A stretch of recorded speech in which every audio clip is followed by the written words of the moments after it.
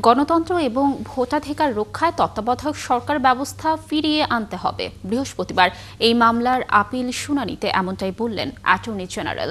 তিনি আরও জানান, তত্ত্বাবধায়ক ফিরলেও অন্তর্বর্তী সরকারের অধীনেই নির্বাচন হবে, আর প্রধান বিচারপতি হতেই ABM খায়রুল হক তত্ত্বাবধায়ক বাতিল করেন। আরও জানাচ্ছেন সৈকত সাদিক। তত্ত্বাবধায়ক সরকার ব্যবস্থা ফেরাতে আপিলের শুনানি চলছে সর্বোচ্চ আদালতে। এদিন এতে যুক্তিতর্ক উপস্থাপন করে রাষ্ট্রের সর্বোচ্চ আইন কর্মকর্তা তিনি আদালতে বলেন, সুষ্ঠু নির্বাচনের জন্য স্থায়ী সমাধান প্রয়োজন। বাংলাদেশের একজন মানুষের ভোটের কেন্দ্রে গুটি গুটি পায়ে এগিয়ে যে তার পছন্দের নেতৃত্বকে টিক চিহ্ন দেবেন, এটাই সার্বভৌম, এটাই সবচেয়ে বড় ল, এটাই সুপ্রিমেসি। এর থেকে বড় আর কোনো কিছু, কোনো আইন, কোনো সংবিধানের ইন্টারপ্রিটেশন হতে পারে না। সুতরাং খায়রুল হক সাহেবরা যে ইন্টারপ্রিটেশন দিয়েছেন সেটা ভুল।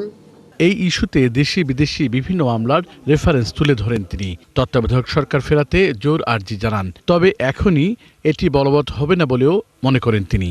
এই সরকার গঠন শুধুমাত্র সুপ্রিম কোর্টের ওপিনিয়নের উপর নির্ভর করে না।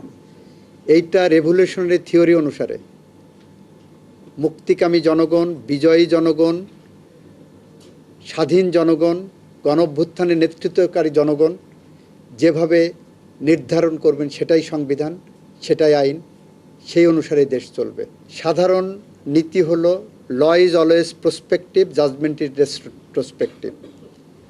এর ব্যতিক্রম হলো, যদি আপনারা বলেন এই জাজমেন্ট কবে থেকে কার্যকর হবে, এই জাজমেন্ট সেদিন থেকে কার্যকর হবে, এখানে কোনো ব্যত্যয় হয় না। আর 2011 সালে প্রধান বিচারপতি ABM খায়রুল হকের পর অন্যান্য বিচারপতিরা সুবিধা পাবেন বলেই তত্ত্বাবধায়ক সরকার ব্যবস্থা বাতিল করা হয়েছিল, এমন মন্তব্য করেন রাষ্ট্রের সর্বোচ্চ এই আইন কর্মকর্তা। প্রধান বিচারপতি হওয়ার লোভে আপনি রায় দেবেন, তারপর রায়ের পরে সবাই প্রধান বিচারপতি, আর সেই রায়টা যারা দেননি তারা কেউ প্রধান বিচারপতি হতে পারেননি। পরবর্তী শুনানি হবে 11 নভেম্বর। সৈকত সাদিক, 71, ঢাকা।